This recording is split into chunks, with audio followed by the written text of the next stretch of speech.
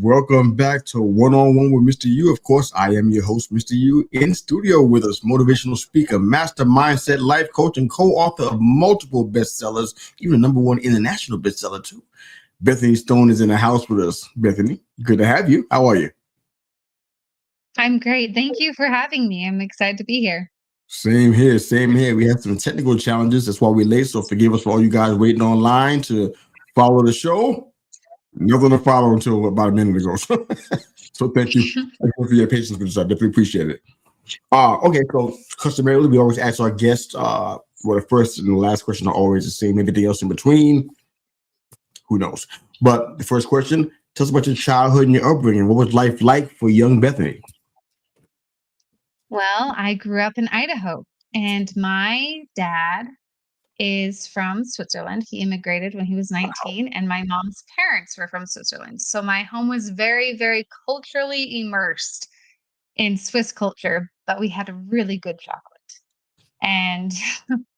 And so that came with a lot of Swiss traditions and Swiss values, which if you're familiar with Switzerland, the people are known for being very hard workers and very good with their hands.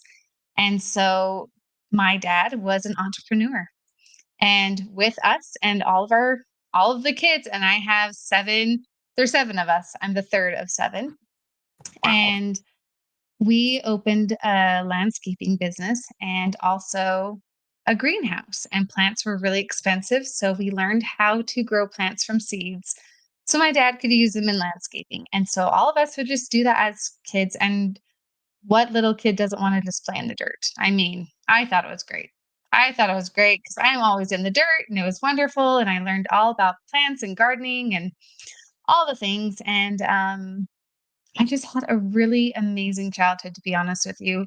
I just had a lot of brothers and sisters. There's only about 1,000 people in the town I grew up with, right Mm. next to the mountains, next to about an hour away from Yellowstone National Park was my backyard. And I just loved being outside. It was very grounding, and I learned a lot about working, about owning a business, the ups and downs of how hard that can be, and also just good family values and traditions and how important those things are. I love that. I'm a late bloomer, so I'm learning all that stuff late in life. With all this big garden that we have back here now, it's a mammoth task. So we staying in the dirt too and learning about entrepreneurship, all those things now. So relate to the game, but you've been doing it for a little while. Help me out with the Swiss culture part because I don't think I know much about it. Well, my favorite cheese is Swiss cheese, but beside that, I don't know a whole lot. So what's Swiss culture like? Talk to us about that. Um, to be honest with you, Swiss people are very they just know what they want. They are very driven. I have not met anyone like my cousins. I still have most of my family, like my cousin extended family, are in Switzerland. They'll come over and visit. And so I have aunts and uncles and cousins all in Europe. And every single one of them has the same traits. They are so driven, just to do things. How are you And seeing an example? How are you I seeing that? think Give they're us an also, example. kind of prideful, to be honest with you. They also think that Oh, they're the okay. best. I'm not kidding. They're like, "We have the best chocolate, we have the best cheese, we have the best watches. Are the best. We are a very small country, but the things that we produce are so good, you know?" And that's kind of how they are, and they think that, and it's true, though. They are very Can you driven, argue any of the three of those? Can you argue any of What? the three of those? Because I cannot argue any of the three of those. The No, watches, you can't. the chocolate. I don't think I can argue any of that. Can you? No, you cannot argue it, and it just is. It just seeps out of them. They are just a very prideful, but rightfully so, people. And when you go to my home, like when my husband was dating me, because I got divorced and I moved back home with my parents. When I moved back home and he wanted to come and see me, I had to tell him, I'm like, I have to tell you that my home is like a cultural experience.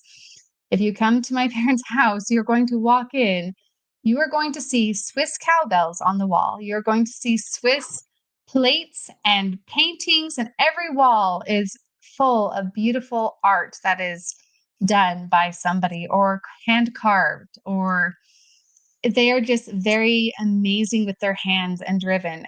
I've never seen, like, if my grandmothers, both of them, they ever were sitting down watching TV or something, they were knitting. They were knitting or Oh, crocheting or they're creating. Like, you just are always they're creating. doing They're something. so creative. It's a beautiful thing. Yeah. How do you feel like Swiss people handle adversity? Like I can tell that they're enterprising and the entrepreneurship spirit is most definitely in Switzerland. You can see that by all you named already. How do you think from your small sample size, how do they handle adversity? Well, I think that they already come with this built-in bring it on because Hmm. they just are ready to handle things. They just already have this mentality that if I go through this, then I'll be able to go through the next thing. And if I go through that, I'll be able to go through the next thing. They just have this idea that life isn't supposed to be easy. I can't tell you how many times I'd have my dad would have these conversations with me and my mom, life is not supposed to be easy. And it's the challenges and the trials that we go through that make it so that we can be better. And those challenges and trials that we go through are the things that we get to pull from to become better. And my dad was also a motivational speaker. That's another little tidbit of information. Oh yeah. And so I would hear these things growing up. And so when things did get hard and when life did get hard, it was like, you know what? Okay, I cannot control what is happening, but I can control this. And if I focus on today only, then I'll get through this day and then I'll focus on that day. And I only need to be better than I was the day before. I don't need to look at the huge, broad scope of everything. I just need to get through this next day and have it be better than the yesterday. Wow, I'm a little bit obsessed with this conversation, so I'm going to stay here for a little while longer. I'll make time for all the other things that you do, and you do a lot of different things, so we'll make time for it. So, question about: do you know historically where that mindset came from that you just got finished describing, where they kind of have it built in, and you know what they're ready for? They already have the resilient nature already built in. Do you know where that comes from historically? Can you trace that a little bit? I do know that my ancestors and my ancestors were the Knights Templar. So they were the ones that came, like my maiden name came straight from a Knights Templar from that whole era in the 1600s.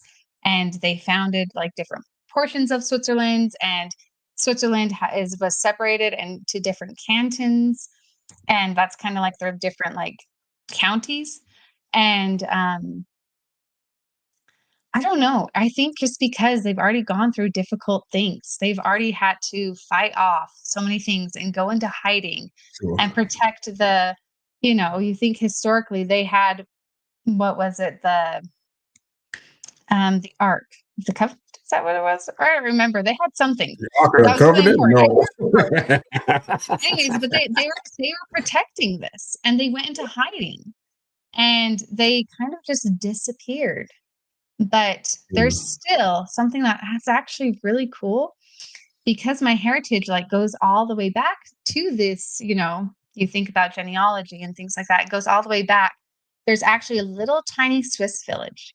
And in this Swiss village, there's a house that is a house of records. And there's an old man who handwrites everybody's names in this book Goodness. of history. And my family and every single one of us kids are all handwritten down into this What? book. And so it's very like kind of an honor to like be part of this like cultural history because I am three-fourths Swiss. I'm so much more Swiss than I am anything else. And I do think that that has played a big part in my life just because it has been a big driving force because it was how I was raised. I mean, I did not know growing up that eating goat was weird until I had my friends over for dinner and they're like, "Why are you eating that?" And I'm like, "Oh, is that strange?" You know what I mean? It's culturally, it's like these are the things that we did. We had weird food. I didn't know that. You don't know these things until your friends come over and they're like, "This is weird." And I'm like, "Oh, cool." You know? So you had like just different experiences and it was it was such a good way to grow up. And it was very fulfilling because I learned my heritage. I learned the pride in that. And I learned how to really do things and have a drive and a pride and a foundation of values that were instilled from me generationally. I love this. Have you been to Switzerland, by any chance? Have Yes. you visited? How was that like? Was it just like, Well, it looks just like overwhelming? postcards. Huh? So every single one of those postcards you see of like Switzerland and the rolling mountains and the Matterhorn and everything else, Oh yeah. they cannot do it justice. It Mm, is probably the most beautiful place I have ever been, and it literally looks like the postcard, and it is slower. Like, we're just so busy all the time, and they really are, kinda like how I live right now. They're really grounded. They garden. They take care of themselves. They create, their own herbs, and they have apothecaries on the corners, and they my have goodness. this history and cobblestone streets, and it is beautiful, and it's just slower, and it's just something that we don't have anymore. We're losing things to time and busyness. That's a powerful point. I wish we had time to spend some time on that last part, but that's deep by itself. But we'll go ahead and try to keep moving. If we can circle back, we can. We'll be happy to do so. So you do a lot of different things. One thing that kind of jumped out at me, I'll get into all the other things that you're doing too, but you teach ballroom dancing. Can you help me understand the place for that in today's world? Because when I see that, I'm a big fan of PBS. I'm usually watching PBS, and that's when I'm going to see it. In the mysteries in the I guess they did back to the 15, 1600s, something like that. So, but tell me how you got into ballroom dancing and coaching it, and what it means to you, and is there a place for it now? Go ahead. So when I was 8, my mom put the 3 oldest kids in ballroom dance, and we all danced, and we competitively danced. And so we would dance in all the dance competitions, and then we'd go to nationals. And then there's even a huge dance competition in Blackpool, England. And so we just would dance and dance, and it became a huge part of my life. I would dance for like 8+ hours a day. Like, my feet would bleed, and you just dance and dance and you love it. And it taught me a lot of discipline, and it taught me a lot of movement, and just like that I could do hard things. I mean, this is a lesson that we learn over and over and over in our lives. But this lesson of being completely physically and mentally exhausted, but having to run the routine again Oh my and do it goodness. again and doing it again, and then perfecting it, even when you're exhausted. Making sure, because as you dance and as you like would perform things, like, this is a good memory for me. My dance partner and I were practicing tango, and I specialized a lot in standard dance, which is waltz, foxtrot, tango, quick step, and Viennese waltz. And so I loved doing that, and I would wear the big ballroom dances and all the things. Anyways, and it was wonderful. But tango is really difficult for me, and we would dance that so many times because the posture in tango is so much different for a woman, because you have this weird thing, and I will tell you, where your hand is like this, and you have to stick your thumb, you stick it around your man, and your posture is up, and your thumb kind of goes into their like armpit spot. It's kind of weird. Anyways, and the whole posture is different, whereas your knees are a little bit lower, and you have to kind of be pigeon toed. Like, there's some weird Mm, techniques with wow. tango. So I would do it, and it was really a difficult dance for me. And having to like go from all these like very proper dance and to different holds, it was just difficult. But having to practice that repeatedly, that became one of my favorite dances later on. And it's weird how things that you don't love become favorites later on. So, but then later in life, you get married. Dance is not something you can do forever, you think. But apparently, here I am, and I'm coaching ballroom dance because I love it. And I also have a daughter that is in dance. And I actually was not going to do this. I was putting my daughter in a studio, and a lot of the studios wanted me to come teach for them. And I was like, this is not something I'm doing. And I actually put her in a studio with one of my friends. And the first day that dance started, she called me and was like, hey, I need a ballroom teacher. She didn't show up. So I came to sub, and I have been subbing for 4 years. And here I am still teaching ballroom. Wow. And I love it. And I love choreographing routines. I love teaching syllabus. I love all of it. And just, I'm a teacher. I don't know how not to teach. Yeah. And teaching from children to teaching ballroom to teaching fitness, whatever I'm doing, I enjoy teaching. And I'm really good at it. And my husband and I, we teach a dance class to adults once a week, once a month. That's And incredible. it's something that it's really fulfilling. And you should only do things in your life that are fulfilling. No, I love that. I got to get your husband was involved in it too. I totally forgot that part. That's incredible. But you definitely have a long level of experience in education. I think it's been over 23 years, I believe it is.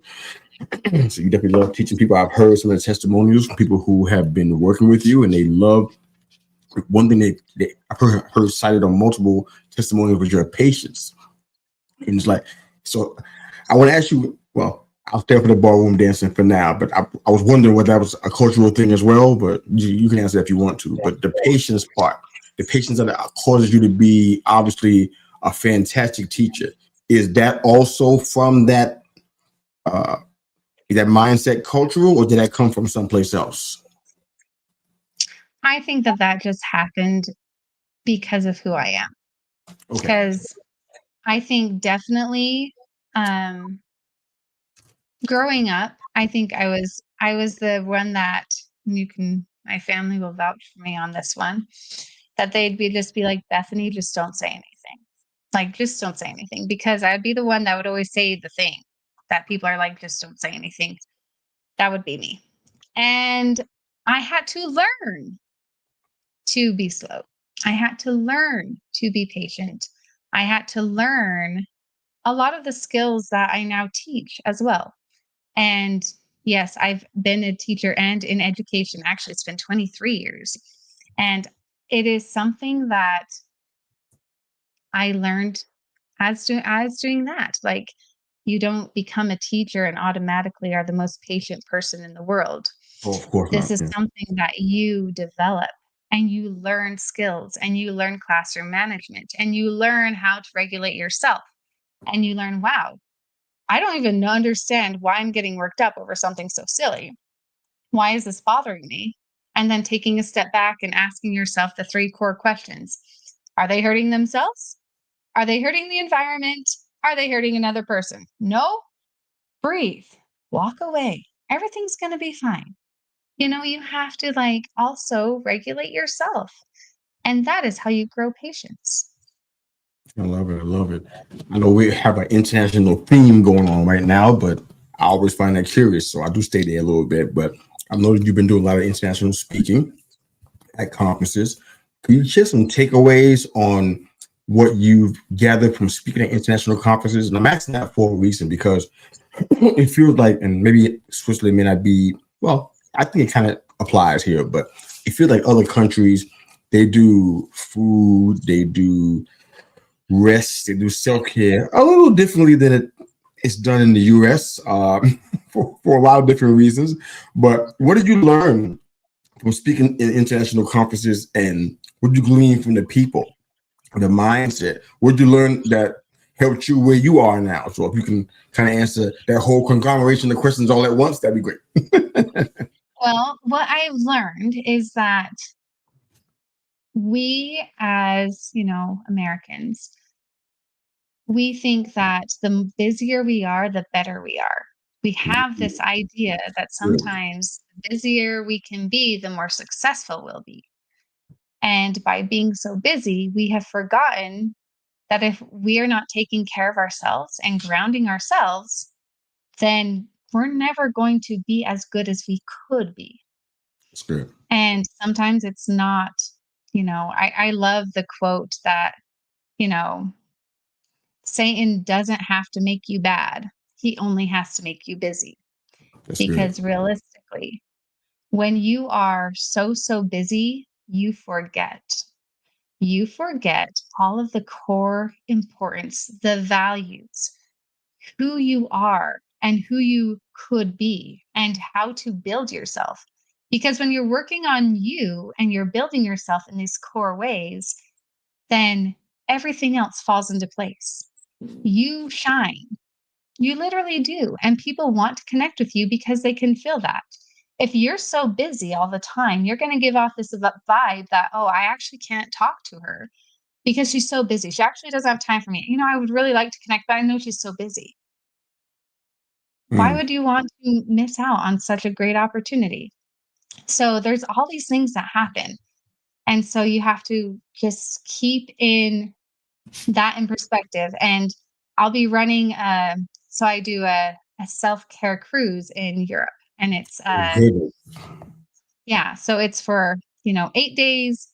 We're actually booking right now for it. And it's from Nuremberg to Budapest.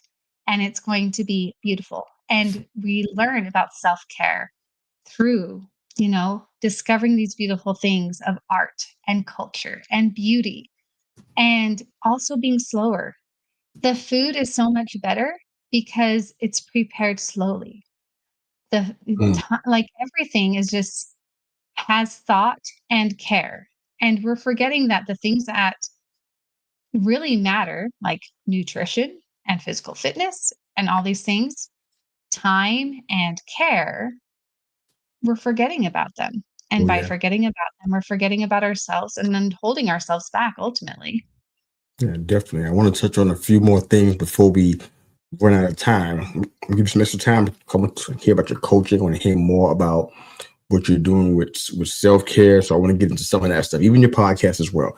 But tell me, as brief as you can, what does a burned out life look like for you? What did you see and experience? 'Cause people talk about burnout all the time. My well, my wife and I's experience with burnout was rough, and it was probably on the on the harsher side of it. But what was it like for you to be burnt out? What was life like for you and your household, for that matter? Go ahead. Well, I think it was my first marriage, well, and my second marriage, my third marriage. This is just life. It just happens. Anyways, so, If you don't know, who knows? but I know, who knew? It's true. I have nothing to hide. It's true. But my first marriage was very, very physically abusive. Okay. And he was alcohol, drugs, all the things. And I started losing myself then, but I didn't recognize it. I did not recognize it until I quickly rebounded into my second marriage, which was very emotionally abusive. Emotional abuse is so much worse because it is a seed that poisons you and stays with you. It is hard. Still to this day, I deal with some of the things that I was told, which I know are not true. But emotional abuse is weird. And I would take physical over emotional any day. But here's the thing, when you are completely burned out, you are going on just autopilot. Only the essentials are turned on. Only the essentials of, okay, I guess I need to sleep, get the kids ready for school, get them to school. I need to pick them up. I need to do this.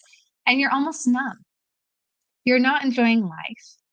You're constantly in a state of stress. You're constantly in a heightened, like, things are happening to me. You're in a victim mentality all the time.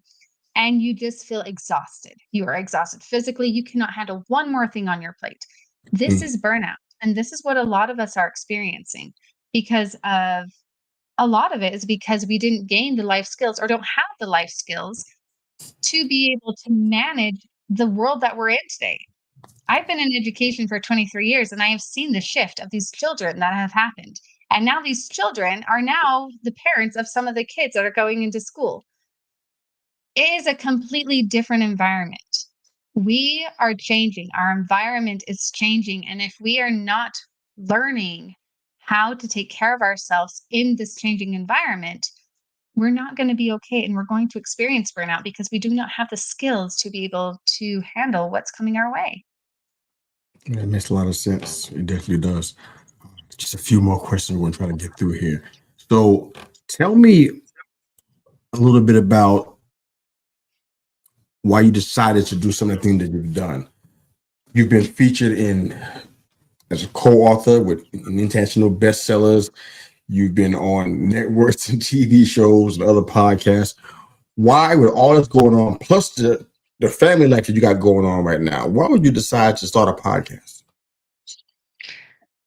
Because I want to give people resources. I feel like we Okay. don't have enough resources and support on learning life skills. My little podcast, and it's not big. I have like maybe 12 episodes, and every once in a while I put out another one. I am not, you're amazing because you're a consistent podcaster. I am like, I see a need for this skill, I'm putting out a podcast. Oh, I see a need for this skill, I put out a podcast. Gotcha. And all I do is talk about a life skill and how to develop it because there needs to be more resources out there for support, for patience. That's one of my podcasts is Introduction to Patience, Ooh, good. organization, time management. These are some of the podcasts that I've done. I just did one on um, emotional intelligence and emotional awareness, like the difference between those, because those are different. You can be totally emotionally aware, but not have emotional awareness or emotionally intelligent, opposite of what I said. But these things are real life skills that I am seeing. And as I'm working with clients and as I'm like talking and educating, I'm seeing this is a need. So this is why I started that podcast. And it's small. I'm only on YouTube and Spotify. I'm not like a big old podcaster, but I do want Hey, to whoa, give. podcast. What's that? What you're doing is great. No, it's fantastic. Trust me, believe me. What you're doing is making an impact for sure. I love it. I love what I've already seen and heard already. All right, so you kind of have an idea of what you want to try to help. Do you have a core audience for this podcast, or just anybody that kind of has those needs, or just somebody specific? Well, I actually have followers, so I guess that they keep listening to me. I don't know. I have people that are get excited and I get messages, "Hey, are you putting out another podcast?" I'm like, "Oh, I should probably schedule that. I should put out another one." And actually, I put it on my list. I'm recording a podcast this week. So, You go. I love it. That's good. No, I love that. That's great. Okay. So, hopefully, I can get in the last few that I have. But my number keeps growing. I keep adding more to it. I'm sorry. But awesome. what's what would you say are a couple or a few common misconceptions about self-care and personal development? Now I'm asking that on behalf of our listeners, but also myself, because this is not for Bethany per se, this is just generally speaking. When people talk about mastering your mindset and talk about even life coaching, sometimes the word coach and mentor makes me cringe. And I was a coach and mentor for almost 30 years. But because of how it looks now, it makes me like, oh, I don't want to be associated with that. That's not what we're doing. So I hear these kind of words like self-care and personal development and mindset shifts. Sometimes people are in some really weird, kooky places with this. What's a common misconception that you think people have about that? Well, I can say that I've been where you are because I've also had that cringe feel. I did not want to be a coach. I was like, that is weird. Like, that's kind of a weird thing because I didn't want to be like, I'm a dance coach, I'm a fitness coach, but a mindset and life skills coach. And then it was, what kind of coach are you after you do all the certifications and everything else? And I decided that I needed to be a life skills coach, which is not a life coach. When you learn life skills, you are completely able to be self reliant. You are completely able to have intrinsic motivation. This is the difference. And this is why I was like, okay, I want to be a life skills coach. So, self care. Self care, the curriculum that I developed because I am an educator, is what I have found is that there's 5 areas in our life and they're not fun areas. It is not going and getting a pedicure. I'm sorry. And I wish it was, Mm. but it's not. Self-care is literally working on yourself and what I said earlier to make yourself better than you were the day before. And there's 5 areas. You have your emotional So 5 minutes, self-care, right? your spiritual self-care. Yeah. You have your physical self-care, you have your social self-care, and you have your intellectual self-care.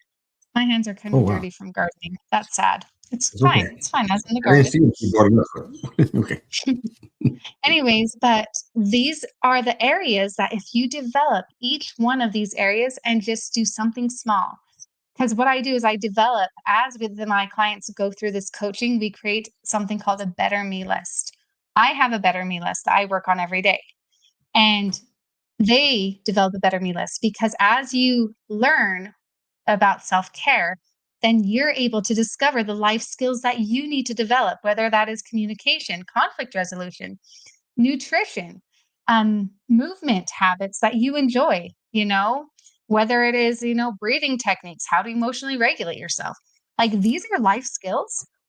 And then all of a sudden, you're able to develop that and you're able to start creating a little list of things that you can do every single day that you can be better than you were yesterday.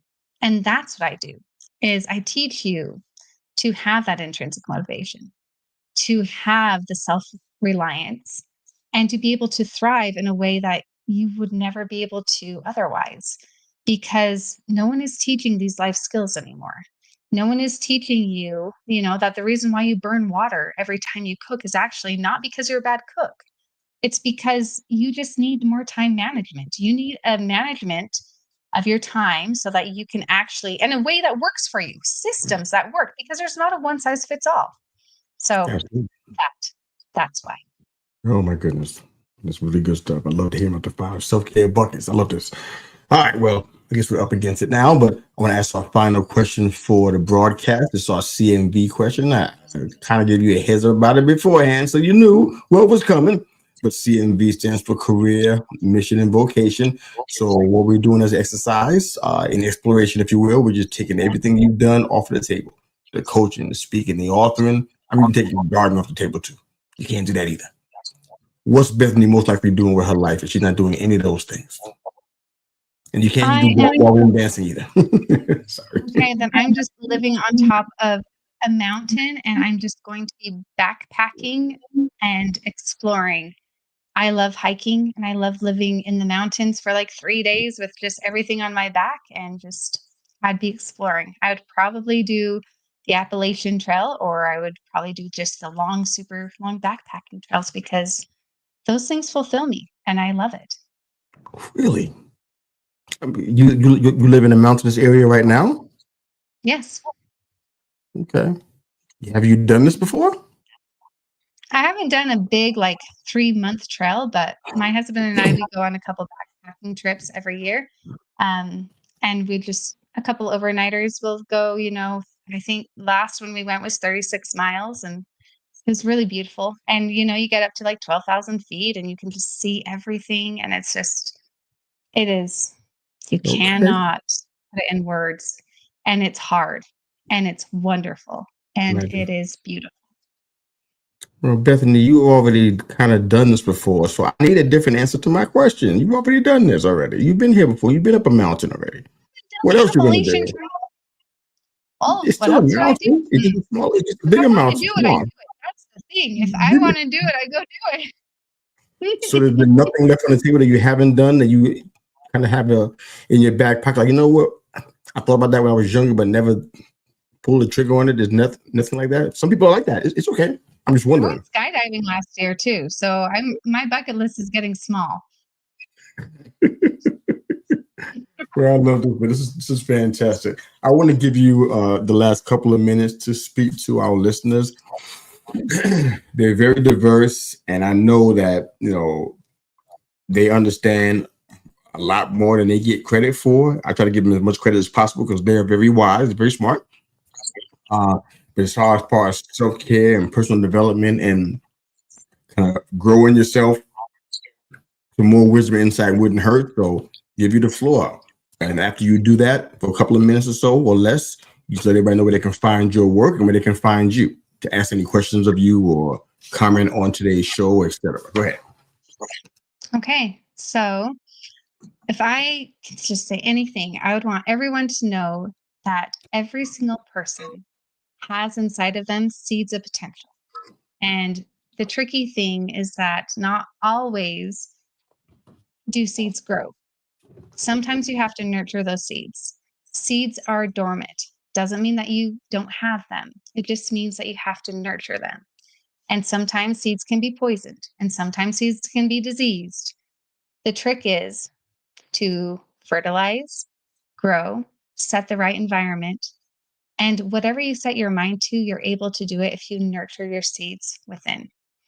And I think that that's probably the most important thing is finding a way that works for you to nurture those seeds, grow those seeds, reach your goals, and then become a person that you really want to become. Very good. I appreciate it. How can people find your work? How can they find you to toss some questions your way or perhaps have a consultation with you? How can they find you? So you can go to my website. It's thrivingbynature.com, or you can even type in bethanystone.com. Both of them will lead you to my website. I am on LinkedIn, Bethany Stone. I'm on Instagram, Bethany Stone or Thriving by Nature, and Facebook, Bethany Stone or Thriving by Nature. I'm on all of them. Well, thank you so much for being here. This was a fantastic conversation. I'm pretty sure it won't be the last, and we're in the community together. So I know we'll see each other moving forward. But thank you for jumping on this show and making this episode better. I appreciate you so much. I appreciate you. Thank you. Thank you very much. All right, Bethany Stone and Mr. U, we're out of here. Thanks again for watching and listening. Of course, if you don't know where to find us, you know where to find Bethany. You can find all of our episodes on becomingmru.buzzsprout.com or hit me up on social media. Happy to chat with you guys soon. Have a great day. Thanks for watching and listening.